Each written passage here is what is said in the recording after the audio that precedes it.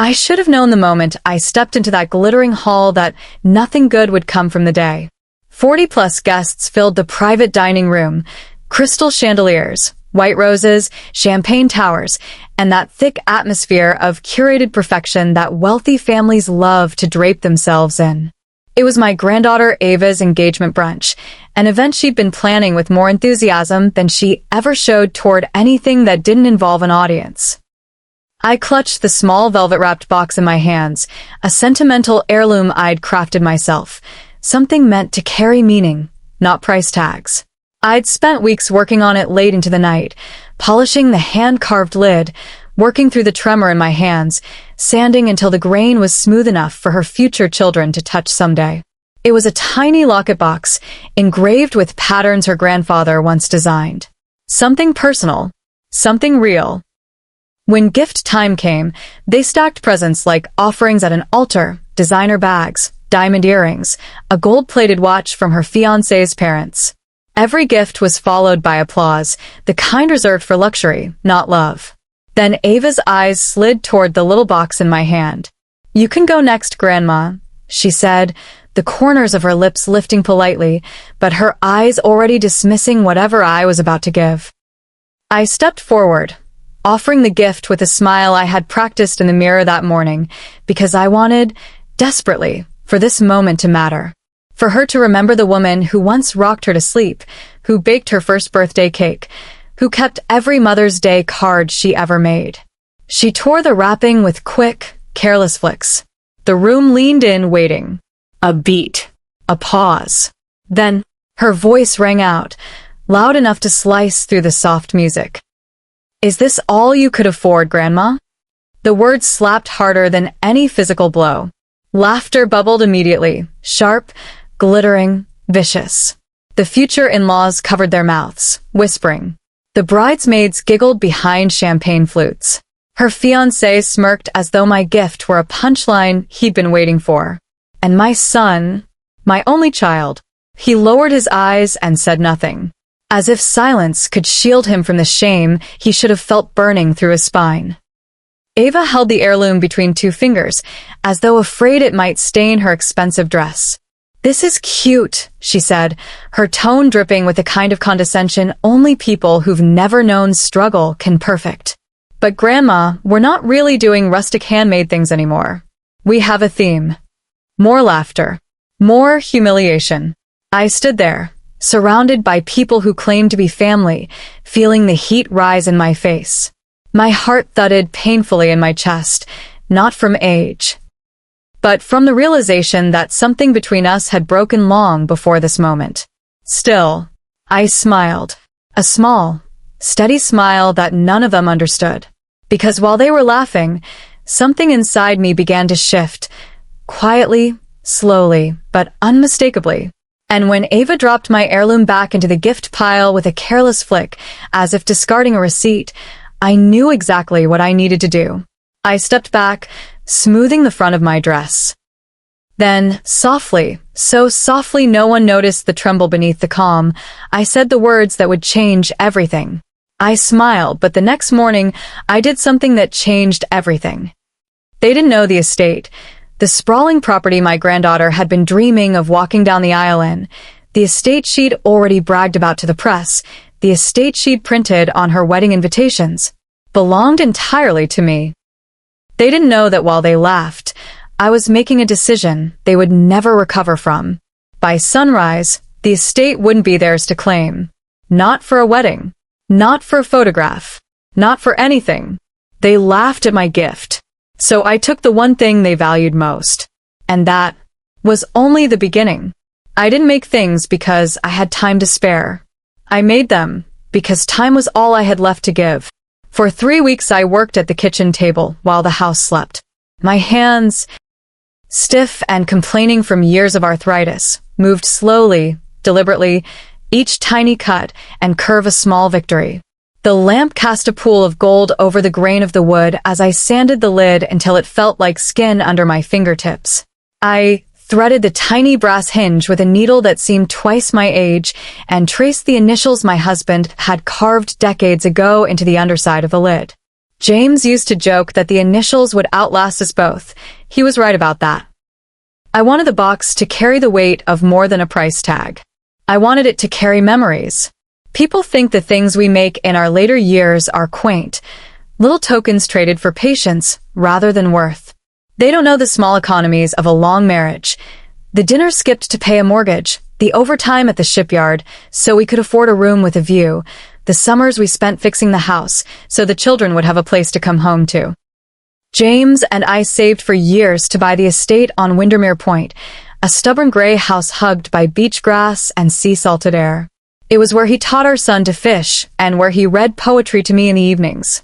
It was ours, the sum of our choices, and we meant for it to be the place that kept our families stitched together.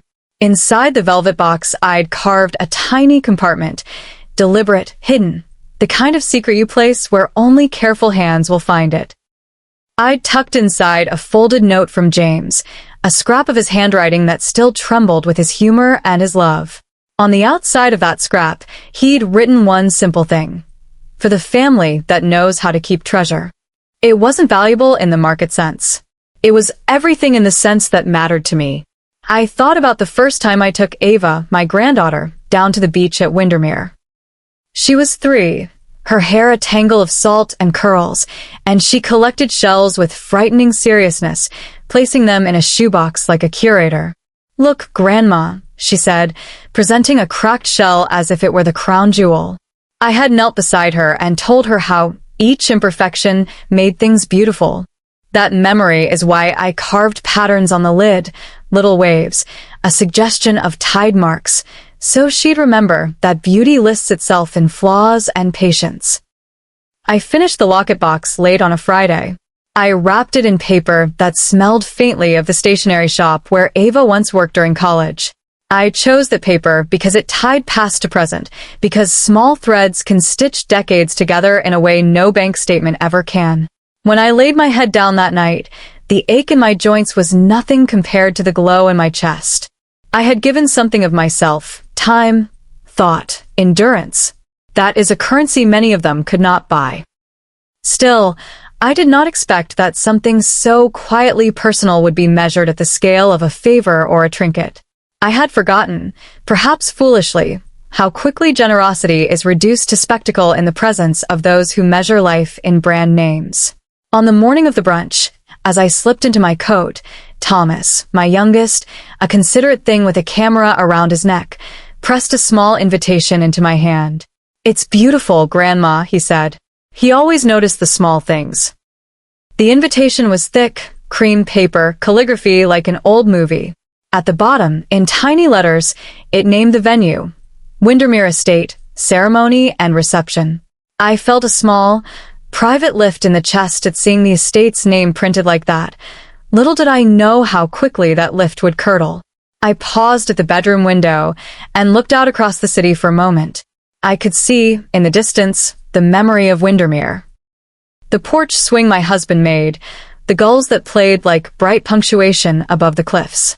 I smoothed my dress with a hand whose knuckles had seen more winters than my reflection allowed, and I tucked the velvet-wrapped box into my bag. There is a kind of naivety that lingers with people who have given most of their lives away. We expect the same currency in return. A smile. A call on holidays. The photograph on the mantel. It is a foolish accounting, but it is the one we keep. I felt, that morning, the honest hope that a handmade thing could still carry the gravity of a remembered life.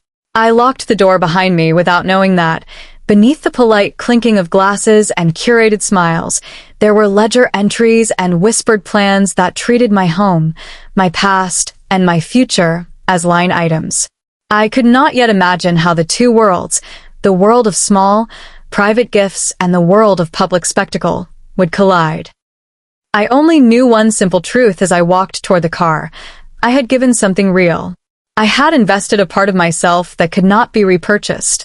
If I had known then what I know now, how casually they would treat a thing stitched by my own hands, how quickly they would assume my estate was theirs to schedule and sell, I might have wrapped the locket differently.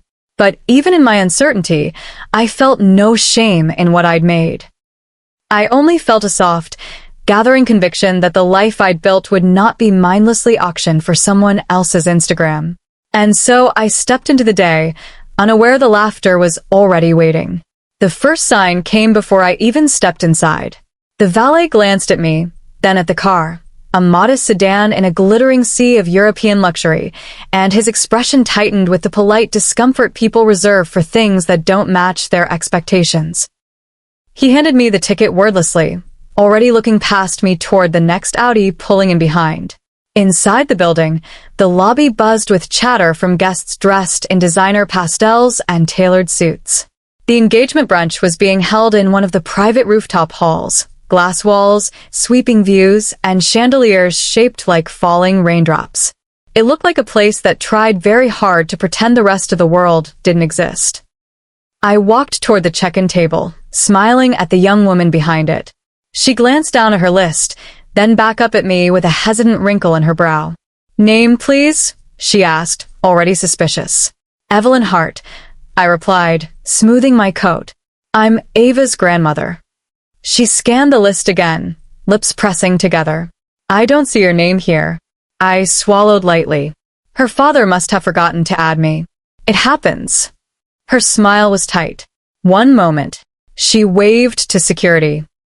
A uniformed man appeared beside me, his stance straightening with unspoken authority. "Ma'am, do you have ID?" "ID. To enter my own granddaughter's celebration." A celebration I had partially paid for. I should have known then, but that was only the beginning.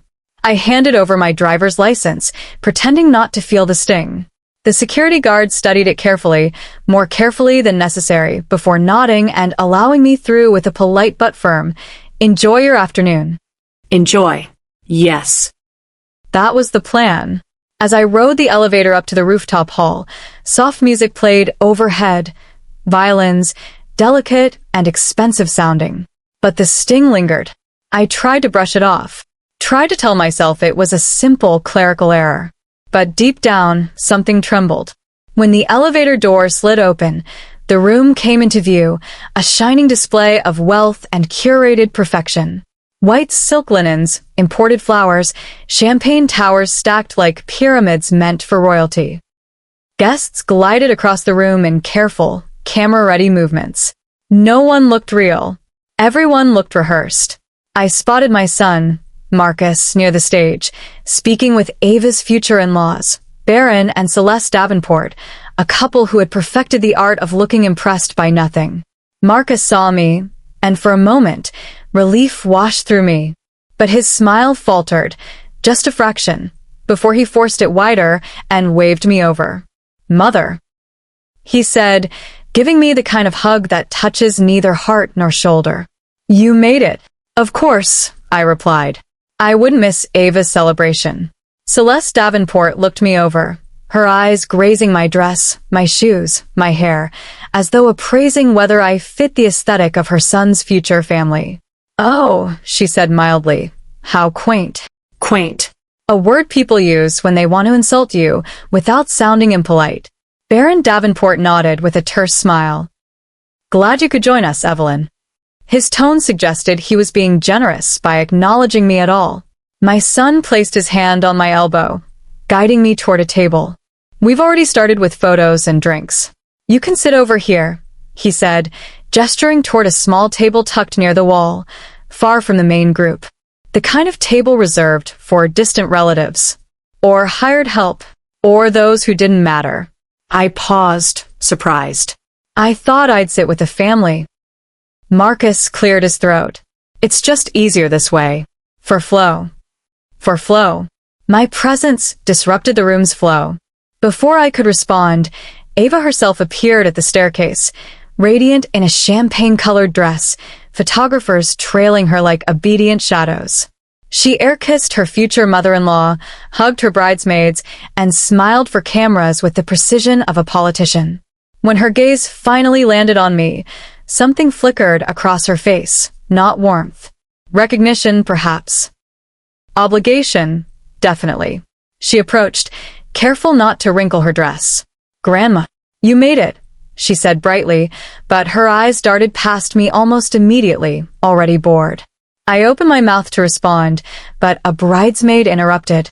Ava, the videographer wants another shot of you opening the Cartier bracelet from Logan's parents. Ava lit up again, brilliant, adoring, performative. She barely heard me when I said, I brought something for you too. Oh, great, she said, dismissive. We'll do gifts later. Then she was gone again, swept into a whirl of curated admiration. I stood there, invisible in a room full of people who claimed to love me. A room full of people I had supported, housed, fed, and raised. A room full of faces that smiled for cameras, but dismissed their own blood. As I moved toward the little table in the corner, clutching the velvet-wrapped gift, a truth settled quietly inside me. I had become a guest in a life I helped build, and they no longer saw me at all. Little did they realize that blindness would cost them everything. Gift time came later in the afternoon, announced by a clinking of glasses and the coordinator's overly bright voice.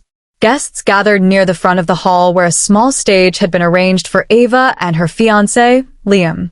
The two of them perched in the center like royalty accepting tributes from loyal subjects. A mountain of presents glittered around them. Designer labels, luxury ribbons, embossed bags worth more than most people's rent. The photographer circled them like a predator hunting perfect angles. Let's start opening the premium gifts first, Ava said with a laugh, gesturing to the ones she knew came from wealthy attendees. Premium, as if generosity had a price threshold. She opened a diamond necklace from Liam's parents first, a delicate cascade of stones that sparkled dramatically under the chandeliers. Oh, it's perfect. She squealed, posing with the box held just right for the camera. Next came expensive candles, a luxury travel package, a custom-framed painting from one of Liam's artist friends. Each gift was met with applause, cheers, laughter, photo flashes. Then, at last, one of the bridesmaids reached into the pile and retrieved a small, velvet-wrapped box, the gift I had painstakingly made with my own hands. Oh, she said lightly. This one's from Evelyn, the grandmother. Not grandma. Not Nana. Not even family. Just the grandmother, said with the clinical detachment of someone reading a patient file. A murmur rippled through the room. Ava took the box with a smile that didn't reach her eyes. Let's see what Grandma brought, she said in a tone people reserve for surprises they already suspect will disappoint. I held my breath. She tugged the ribbon loose and peeled back the paper. The room quieted with a kind of anticipatory cruelty. Like everyone already sensed the gift wouldn't match the others. When the wooden locket box emerged, carved with delicate waves and initials, her brows lifted. Not in admiration, but in mild confusion and something dangerously close to irritation. She lifted the lid, saw the small interior alcove, the polished surface, the hand-carved patterns. I waited, just one heartbeat, for recognition, for warmth, for memory. Instead, she tilted the box toward her friends and with a mocking half-laugh said, Is this all you could afford, Grandma? The words cracked through the room like a whip. A stunned silence, then a burst of laughter. Not nervous laughter. Genuine amusement. Her friends snickered openly. Liam smirked, shaking his head. Celeste Davenport whispered something to her husband that made him choke back a laugh. And my son, my only child, looked down at his shoes as though the carpet pattern had suddenly become fascinating. He didn't say a word, didn't defend me, didn't even meet my eyes. They're handmade, Ava continued, holding the box between two fingers as though it were something fragile but useless. I mean, it's sweet, but Grandma, the theme is modern luxury.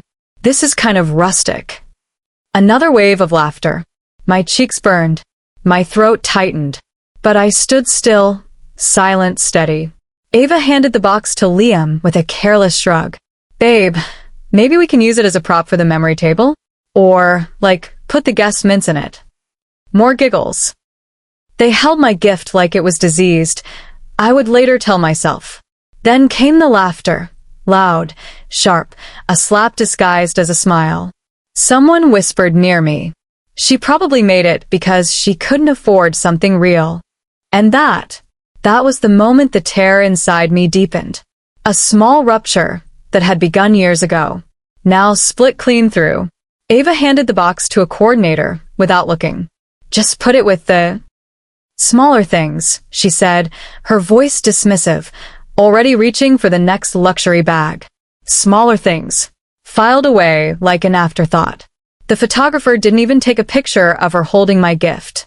The coordinator placed the locket box face down on a table behind her, next to discarded wrapping and half-torn ribbons.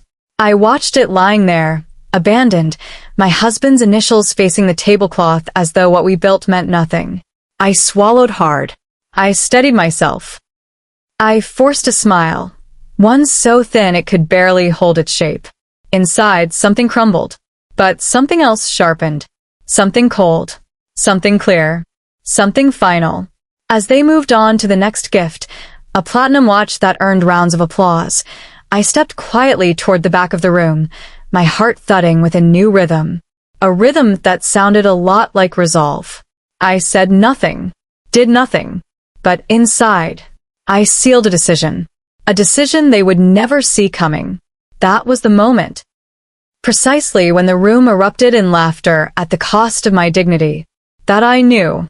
By morning, the world they so confidently built on my name would collapse beneath them. They had mocked my gift, but the gift of my silence? That was about to end. And little did they realize. I was already planning the moment I'd take back everything they believed belonged to them. The humiliation should have been enough.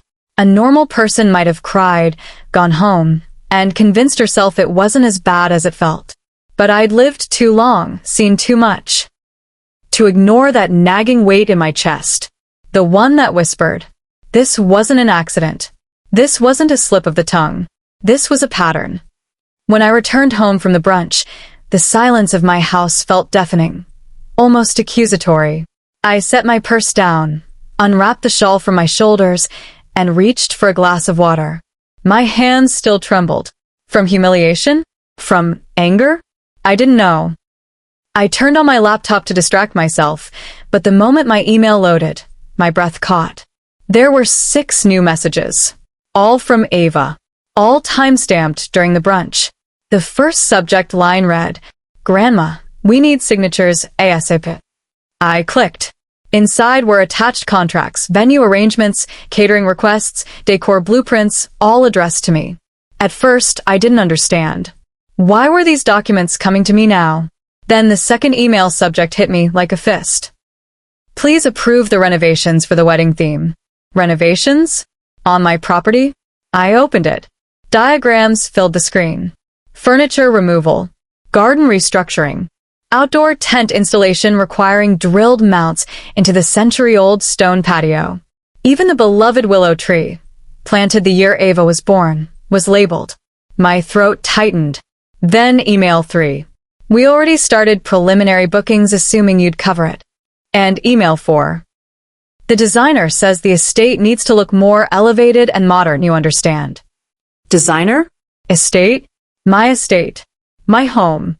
The Windermere estate her grandfather and I had saved for years to afford. The one place that held every memory worth keeping. My eyes blurred. Then came the 5th email, this one for my son Marcus. Subject: Family Trust. I opened it. Mother. We've been discussing consolidating assets to streamline taxes and long-term planning. Since Ava's wedding is the primary event involving the estate, it makes sense to transfer ownership into a family trust sooner rather than later. This way, decisions can be made collectively. Please review the attached documents before signing. Attached documents. Legal documents. Power of attorney clauses buried in the small print. Shared authority. Estate transfer. Financials oversight. My son, my own flesh and blood, wanted joint control of my home, of my accounts, of my life. And he planned to do it by using Ava's wedding as leverage. I clicked the 6th email, another from Ava. No greeting this time. Just, Grandma, the planning team needs you to confirm by tonight. We already told them the estate is available for unlimited access. Dad said you'd sign whatever we need so things move faster. I said frozen. Unlimited access? They promised it without asking? My vision sharpened as though a fog had finally lifted. Every dismissive smile, every condescending tone, every accidental oversight, every decision made without me. This wasn't a moment of poor judgment. This wasn't a misunderstanding. This was a plan. A coordinated, calculated plan. A plan to control the estate. A plan to control me. The worst part? They thought I wouldn't notice. They thought I wouldn't understand. They thought my quiet nature meant blindness. But I saw everything now. Every thread in the web they'd woven around me. I stared at the willow tree renovation plan again, my fingers tracing the little X over its roots. That was when the anger settled, not hot or wild, but cold, predictable, Tidy. like ice forming over deep water. I closed my laptop gently. I stood up, and as I walked through my quiet home, touching the door frames, the memories, the photographs, I felt something harden inside me. Something decisive. They believed they already owned my estate. They believed they already controlled the narrative. They believed a little too confidently that I was too old, too soft, too harmless to challenge them. They were wrong. That night, I would later say, was when I realized they weren't planning a wedding, they were planning a takeover.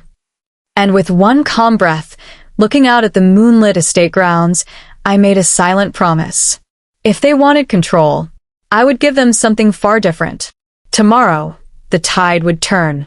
I barely slept that night, not because of the humiliation, though the echo of Ava's laughter still bruised the inside of my chest, but because of the truth finally arranging itself in my mind like a puzzle I'd been refusing to assemble. Every email, every assumption, every entitlement, every decision made for me, not with me. This wasn't chaos. This wasn't miscommunication. This was a coordinated removal of my autonomy. By sunrise, my eyelids felt raw from exhaustion, and my heart thudded with a strange, unsettling clarity. I brewed tea I didn't drink, sat in a chair I suddenly didn't feel at home in, and stared at the estate grounds outside my kitchen window. The willow tree swayed gently in the wind, its branches long, sweeping, a curtain of memories draped from root to tip. I imagined the red X Ava's designer had stamped over it. Unimportant, replaceable, in the way I had become, apparently. Around 9 a.m., my phone buzzed. It was Dr. Patel, my physician, calling to review the results from a recent checkup. Evelyn, he said gently after a moment, your stress markers are significantly elevated. Is something going on at home? I hesitated. How do you summarize betrayal in a sentence? I'm just dealing with family matters, I murmured. He sighed the sigh of a man who had seen too many people worn thin by the people they loved. At your age, he said cautiously, stress is not just unpleasant. It's dangerous. I'm concerned about heart strain. This kind of tension, prolonged tension, can be life-threatening. Life-threatening. The idea hit harder than the brunch humiliation. My family wasn't just taking my home. They were taking my peace, my health, my time. After ending the call, I sat very still. I realized something with razor clarity. If I continued letting them run my life, I wouldn't have much life left to run. Before I could sink too far into my thoughts, my phone buzzed again. This time, Thomas, my grandson.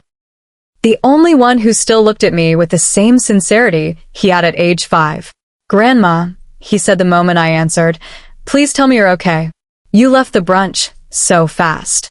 His voice, soft, warm, genuinely concerned, broke something brittle inside me. I'm all right, dear Elide. He exhaled shakily. I don't think you are. I found something you need to see. My heart tightened. What is it? Dad left paperwork in the printer, he said. Financial stuff. Grandma, it looks bad. My breath caught. What kind of bad? I asked. Bank notices, second mortgage documents, investment losses. They're drowning. And I think they're planning to use your estate equity to pull themselves out. My stomach twisted. The puzzle pieces clicked into place. The trust. The pressure to sign things quickly. The assumption that I'd fund everything. Grandma, Thomas added quietly, they've been counting on your estate for months. Dad kept saying, we'll be fine once the wedding's over. But that only makes sense if he knew he'd have access to your assets. A cold shiver crawled down my spine. Does Ava know? I whispered. Thomas hesitated. I think she knows the wedding is expensive, but not the rest. She lives in her own world. Liam's parents are worse. They expect everything to be extravagant. Dad's trying to impress them. Too much. I pressed a hand to my forehead. Too much. Too late. Too familiar. Why are you telling me this? I asked softly. Because you're my grandmother, he said simply. And they're taking advantage of you. It's wrong. You deserve better. His voice cracked at the end. It broke me, in the gentlest and most devastating way. Something inside me, something soft and accommodating and endlessly patient, finally cracked down the middle. After we hung up, I remained in the quiet kitchen for a long time. I listened to the ticking clock on the wall, the distant hum of morning traffic, the whisper of leaves brushing against the windows. And then, in that silence, I heard it. My awakening. A low, steady voice inside me that I had ignored for too many years. Enough.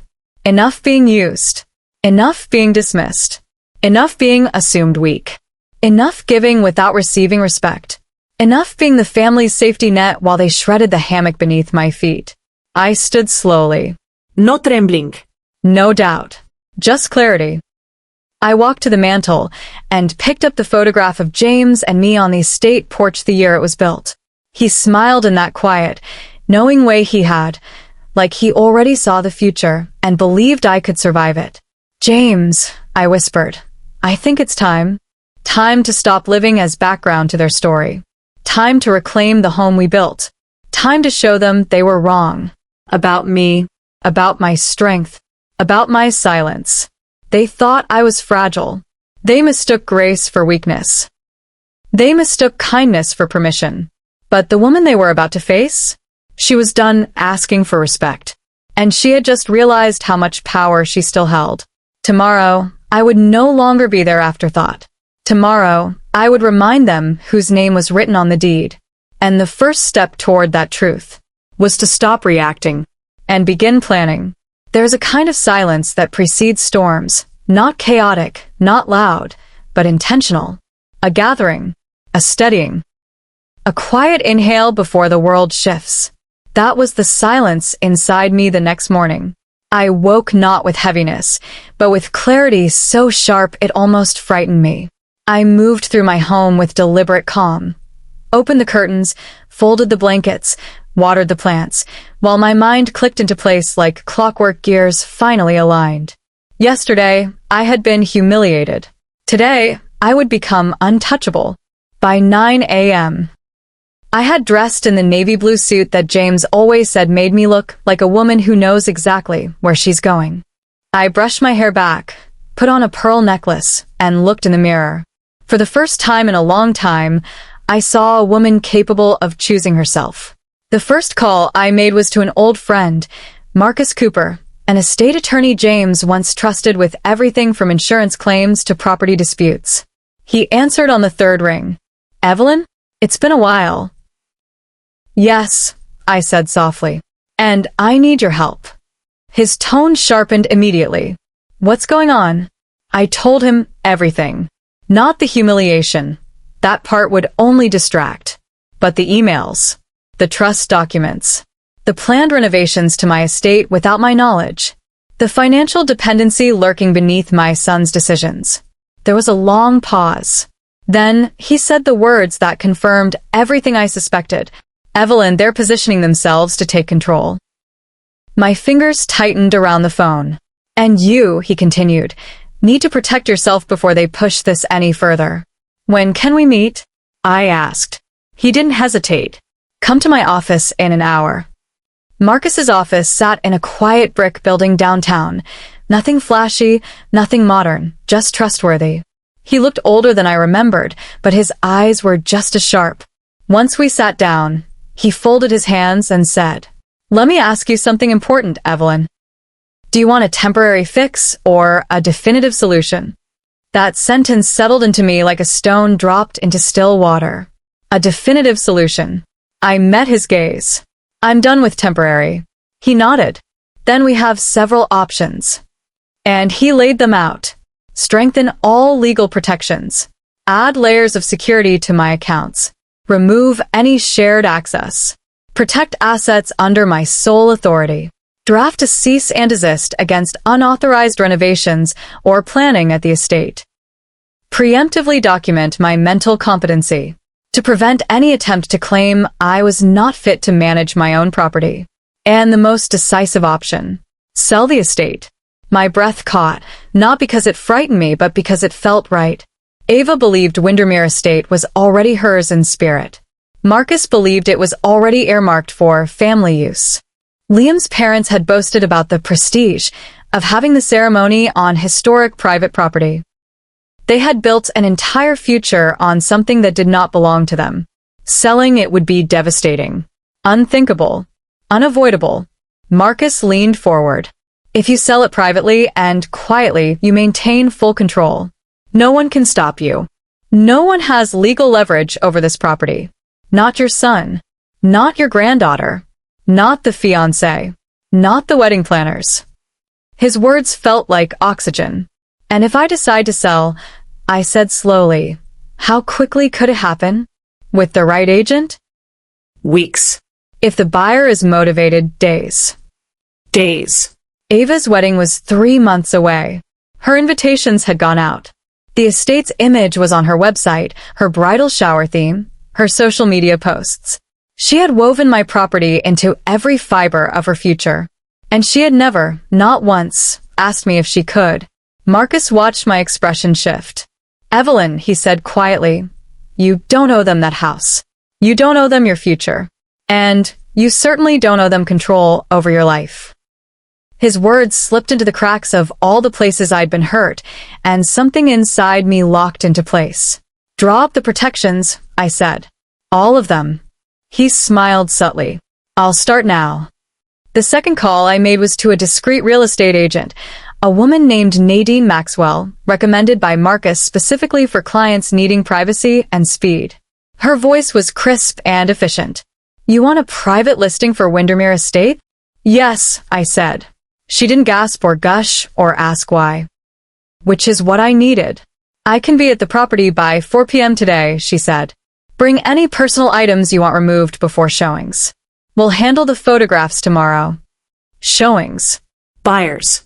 Closing papers. All in motion. A quiet storm brewing, unnoticed by the family who believed me incapable of making decisions without their approval. After I hung up, I walked slowly through the estate's rooms, touching the corners of door frames, tracing the carved banister James once restored by hand, pausing beneath the window where sunlight still hit the hardwood just right. This place held my history, but it would not hold my future hostage. I removed every sentimental item, letters, photographs, a small carved figure James made when we were young. I packed them carefully into boxes, labeling them with neat handwriting. Then I stepped outside, onto the porch overlooking the willow tree. A gust of wind rustled its branches. Not cut, not trimmed, not marked for removal. Still alive. Still standing. Just like me. As I closed the estate's front door behind me, I felt it fully. The shift from wounded to resolute, from pushed aside to in control. They believed I was fragile. They believed I would bend. But Windermere's fate was already sealed. The quiet planning was done. The irreversible move had begun. And nothing, not guilt, not pressure, not tears, would stop what came next. Revenge does not always arrive with thunder. Sometimes it arrives with the quiet click of a pen against paper and the soft thud of a deed changing hands. By the time the storm hit, the sky outside was deceptively clear. The first explosion happened 3 days later. I was in my kitchen brewing afternoon tea when my phone rang. Marcus, my son, his voice already raised before I even answered. "Mother, what is this?" he shouted. What the hell am I looking at? I stirred my tea slowly. You'll have to be more specific, Marcus. Don't play games with me. The estate, your estate, it's listed. Windermere is on the market. Ah, Nadine had uploaded the private listing to her network. That's correct, I said calmly. Correct? Correct. He sounded breathless. How could you do this without discussing it with me? With us? Ava is counting on that venue. I walked to the window, admiring how the afternoon sun warmed the curtains. I poured myself tea while he yelled. I would later recall. Calmness is a language people like him never learn to understand. You should have asked, he continued. We had plans. I was not included in those plans, I said simply. That's not the point. It's exactly the point. He went silent. The kind of silence that reveals truth. Mother, he finally said, voice cold. Take the listing down. now. I smiled slightly. No, no, no, irapa. The estate is mine, and it is being sold. He sucked in a breath like he'd been struck. This is selfish. Vindictive. You're ruining Ava's wedding. No, I said gently. Ava's entitlement ruined Ava's wedding. Before he could reply, I ended the call. The second explosion came an hour later. Ava. Or rather, Ava screeching through the phone. Grandma, what did you do? She wailed. Logan's family is freaking out. I sat in my armchair, opening a magazine as her voice sliced through the room. You sold the estate? She continued. You sold the place where I'm supposed to walk down the aisle? It seems so, I replied. You knew, she shrieked. You knew the wedding was planned there. You knew we already booked vendors. You knew. It was never yours to plan with, I said, flipping a page. You never asked permission. I shouldn't have to ask, she cried, voice breaking. Family doesn't make each other beg. I rested the magazine on my lap and looked at the wall where James and I once hung our wedding portrait. No, I said quietly. Family doesn't humiliate each other in public either. Silence. A heavy one. Then, her voice, trembling with rage. I can't believe you're doing this to me. To US. You ruined everything. No, Ava. I corrected her gently. I ended your assumption that my life and my property belong to you. She gasped, a small wounded sound that might have moved me once. But not now. Not anymore. You'll regret this, she snapped before slamming the call closed. The third explosion arrived in person. I heard banging on my front door. Wild, unrestrained, panicked. When I opened it, Marcus stood there red-faced, hair disheveled, tie undone. And behind him, clutching a handbag like a lifeline, was Ava. Her eyes were swollen from crying. Liam hovered behind them both, pale and wide-eyed, clearly dragged along unwillingly. Mother, Marcus said through clenched teeth, pushing past me into the living room. We're going to fix this. You're going to call the agent and tell her you made a mistake.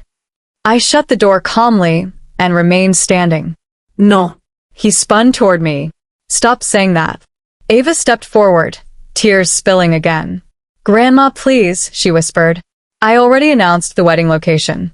It's on the invitations. The website. The engagement photos. The venue tours are scheduled. Everyone will know our wedding was supposed to be at Windermere. I tilted my head. And what does that have to do with me? She blinked. Confused. Offended. Utterly shocked that the world did not revolve around her. My reputation is on the line, she cried. So is my peace, I replied. Marcus jabbed a finger toward me. You are being unreasonable. You don't need that property anymore. We do. Ava does. There it was. The truth exposed. I smiled softly. Thank you, Marcus, for finally saying what this has always been about. He froze. This was never about my needs. I continued. It was about yours. Your debts. Your image. Your desperation to impress wealthy people who see you as decoration. His face reddened further. You don't understand anything. Oh, I understand perfectly. Ava sobbed harder. This is my dream, Grandma. And this is my life, I said simply. Liam stepped forward, rubbing the back of his neck awkwardly. Mrs. Hart, look, this is all getting blown out of proportion. Can't we just postpone the sale? For the wedding. I met his gaze. No. Marcus paced the room like a caged animal. You can't do this. I already have. A thud of silence fell over the room. How could you betray us like this? Ava whispered. Her words, so familiar, so painfully ironic, settled heavily in the air. I walked to the mantel, lifted the photo of the willow tree behind the estate, and traced the frame's edge. Then I turned and looked at them, really looked. The entitled granddaughter, the frightened fiancé, the son who had become a stranger. And in a voice so calm it chilled even me, I said, you taught me how. Every time you made a decision about my home without me. Every time you treated me like an inconvenience. Every time you forgot who built the foundation you stand on. I placed the photo back gently. The wedding will not be happening at my estate, I said, final and unwavering. The estate is no longer mine. Ava's knees buckled, and she dropped onto the couch with a strangled sob. Liam swallowed hard, unsure what to do. Marcus simply stared at me, betrayal, rage, disbelief swirling in his eyes. Then, slowly, he said something that sealed everything. You'll regret this when you're old and alone. I stepped closer, my posture straightening, not weak, not frail, but unbroken. I would rather be alone, I said, than surrounded by people who only love me for what I can give them. None of them spoke. None of them could. The detonation had begun. And the shockwave would ripple far beyond this living room. Because what they didn't know was this. The buyer was already scheduled for a private tour that afternoon. And the offer, if accepted, would close within days. They thought this was a negotiation. It wasn't. It was the end of their entitlement. And the beginning of my freedom. Detonations don't end with the blast. It's the aftershocks, the long, rolling collapse, that revealed just how fragile the foundation truly was. And my family's foundation? Paper thin, held together by image, pride, and the illusion of control. Once the estate listing went public within the private luxury network, the consequences unfolded swiftly and brutally. 2 days after the confrontation, Nadine called me with a voice trembling from professional excitement. Evelyn, you're not going to believe this. We have a buyer. A serious one. Serious? Cash buyer. Wants the estate for a retreat center. No renovations needed. No contingencies. If you accept, we can close in 3 days. 3 days. Windermere, the estate they believed belonged to them spiritually, culturally, socially, would legally slip through their fingers before they even processed the betrayal they had inflicted on me. I accepted the offer. The moment the paperwork was signed, quiet thunder rolled through the life they'd constructed. And then the downfall began. The announcement came from Ava herself, though not by choice. A wedding blogger had posted, "Breaking. The Windermere estate, Ava Hart's confirmed wedding venue, is under contract with a private buyer. Venue unavailable." Within minutes, social media exploded. Comments flooded her engagement page. Wait, what? Didn't she already book it? How does a bride lose her venue 3 months before her wedding? Isn't that her grandmother's estate? What kind of family drama is this? Ava's carefully polished image. Every post, every caption, every story showcasing the estate's timeless coastal elegance, unraveled in front of thousands. She tried to salvage it. She posted a statement. Due to unforeseen circumstances, we will be relocating our ceremony. But the internet is not kind. Her followers dissected every word, every deleted comment, every nervous emoji. Influencer gossip accounts picked it up. Bridal forum speculated wildly. Someone even dug up her old posts bragging. My wedding will be at Windermere. It's basically mine already. And the backlash sharpened instantly. By evening, Ava locked her comments. By morning, she locked her entire account. Even her fiancé, Liam, looked rattled when I saw him outside the house days later, dark circles under his eyes, shoulders slumped. Their perfect union was beginning to crack. It happened faster than any of us expected. Liam's parents were already irritated by the venue fiasco. The Davenports cared about three things: appearances, status, money. Losing Windermere, a historic, exclusive oceanfront property, meant losing the prestige they had promised their friends. And then the financial truth surfaced.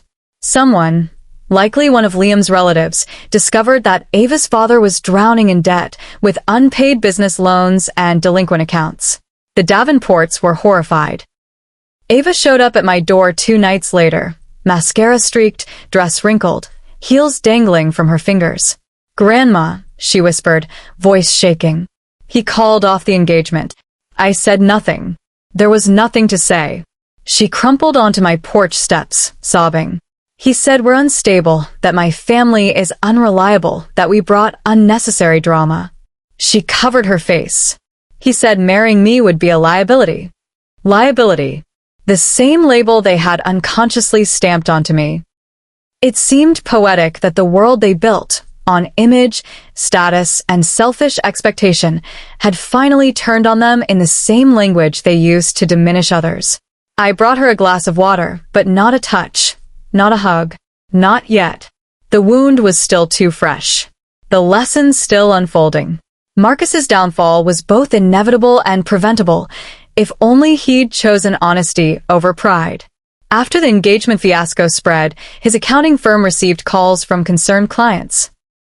If he can't manage his own finances, why was he relying on his mother's property? There's clearly instability in his portfolio.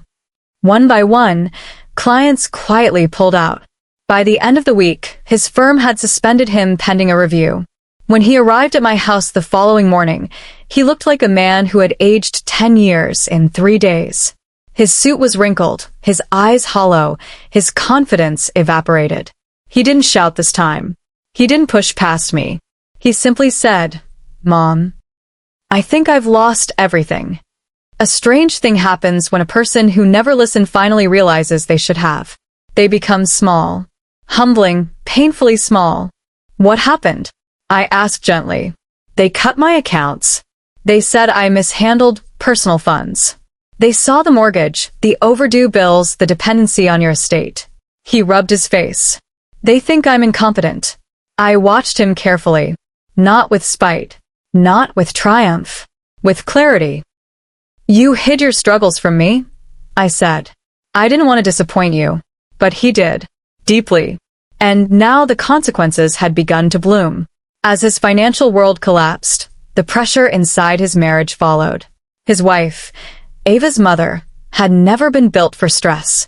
Luxury? Yes. Appearances? Absolutely. But hardship? Not at all. When the firm suspended him and the Davenports withdrew wedding support, she exploded. "This is your fault." She screamed at him, loud enough for neighbors to hear. "You embarrassed us. You humiliated Ava. You ruined everything." I had not seen that kind of rage from her before. And I did not intervene. Some storms are not yours to step into. Marcus later confessed she had threatened separation unless he fixed the situation. But the situation was no longer fixable. The dominoes had begun falling. Ava didn't leave her room for days after the engagement ended. Thomas, my sweet, compassionate grandson, told me she cried herself to sleep, woke up crying, and refused to eat meals unless left outside her door. Her perfect world had always been carefully curated. Now everything was falling apart. Her fiancé, her wedding, her image, her family's finances, her reputation, her relationships. She had lost the things she valued most: control and admiration. One evening, Thomas came to my house looking weary. "Grandma," he said softly, "Ava keeps asking why you did it. Why you sold the estate." My heart ached, not with regret, but with the weight of watching someone face the mirror for the first time. "Did you tell her?" I asked. He nodded. "I told her the truth, that she treated you like a resource, not a grandmother." He hesitated, and she cried harder. The sale closed quickly. Windermere Estate, The pride of our family, the place they counted on controlling, officially belonged to its new owner. And I purchased a charming condo overlooking a peaceful river. No large grounds to maintain. No reminders of expectations. No footsteps of people who felt entitled to my life. For the first time in decades, my home belonged entirely to me in spirit, not just on paper. I filled it with fresh lavender, hung new curtains, placed photographs of James near the windows, not as memories haunting me, but as blessings guiding me. And in the quiet evenings, by the glow of soft lamps, I felt something return. Myself, my identity, my dignity, my autonomy, my peace. Windermere had been a chapter, but this was a rebirth. Everything they had built, the wedding, the engagement, the reputation, the illusion of control, collapsed because of one simple fact. They believed my silence meant surrender. They never understood that silence can be power, can be strategy, can be the quiet before a reckoning. And now, stripped of the estate they believed belonged to them, my family stood forced to confront the truth. You cannot build a future on the exploitation of someone else's past. The aftershocks had only begun. Some endings arrive like slammed doors. Others come like healing hands on old wounds. Mine came quietly, soft as morning light, but with the unmistakable weight of truth. Weeks passed after the sale. Enough time for tempers to cool, illusions to crack, and, eventually, for hearts to face themselves. My new condo, with its warm lighting and gentle river view, became my sanctuary. No more sprawling estate halls echoing with memory. No more spaces large enough to fill with entitlement. Just peace, precious, earned, unmistakable peace. I started taking morning walks again. I cooked meals for one without sadness. I organized old photographs and allowed myself, finally, to smile at the past without longing for it. And then one evening there was a knock at my door. soft. Hesitant, almost afraid. I opened it to find Ava, not dressed in her usual curated perfection, but in an oversized sweater, hair tied messily, eyes swollen from crying. Her hands trembled as she held something wrapped in tissue paper. "Grandma," she whispered, voice cracking. "Can I come in?" I said nothing at first. I simply stepped aside. She entered, her shoulders curling inward as though trying to make herself small, something she had never attempted before. We sat across from each other at the little dining table. She placed the tissue-wrapped bundle between us with a trembling breath. "I found this," she said softly, "after everything." I unfolded the paper. Inside was the heirloom locket box, the very one she had mocked. Its wooden edges now looked almost fragile beneath the soft condo light. But what made my breath catch was what lay inside. The folded note from James. She had found it. She had finally found it. Her voice quivered.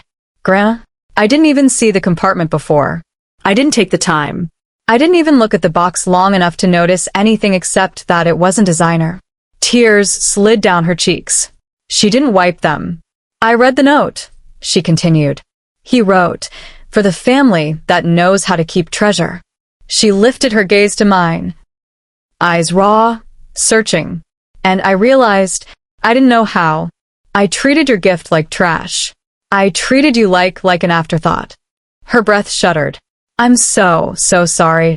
For a moment, I simply looked at her, not at the girl she had pretended to be, polished, proud, untouchable, but at the child she once was, 3 years old on the beach, collecting broken shells and calling them beautiful. The apology came not from entitlement, not from panic, not from fear of losing a wedding venue, but from a place of truth. And because of that, it reached me. I covered her hand with mine, gently, not fully, just enough to acknowledge the bridge she had finally chosen to cross. "Ava," I said quietly, "some gifts, once rejected, can never be offered the same way again." She nodded, tears spilling faster. "But," I continued, "some relationships, once broken, can still be rebuilt differently."